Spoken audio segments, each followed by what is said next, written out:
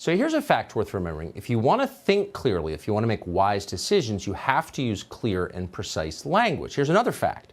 If, by contrast, you want to brainwash and control an entire population, then the first thing you do is ban clear language and substitute it with propaganda, that is, nonsensical chunks of words glued together for political effect. In 2 sentences, that's our entire current political landscape. The left understands it, the right does not. Consider the term people of color. Now, that's a phrase that would have seemed mildly offensive 20 years ago, kind of an ugly term. And yet now it's mandatory at every level of our society. The question is, what does it mean exactly? What is a person of color? Well, it's anyone who isn't white, which is to say it's the overwhelming majority of the world's population. So you have to ask yourself, how exactly is this a meaningful category? What does a Polynesian tuna fisherman have in common with a Bolivian coca farmer or a foundry worker in central China, or for that matter with Kamala Harris? Well, not really anything, except that they're not white.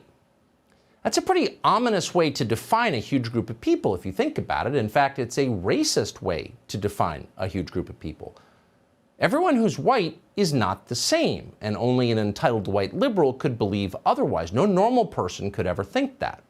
So let's stop using the phrase. Let's not participate.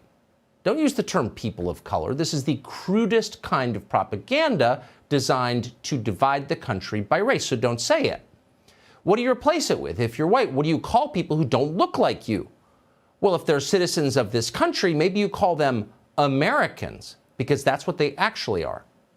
Hey, Sean Hannity here. Hey, click here to subscribe to Fox News YouTube page and catch our hottest interviews and most compelling analysis. You will not get it anywhere else.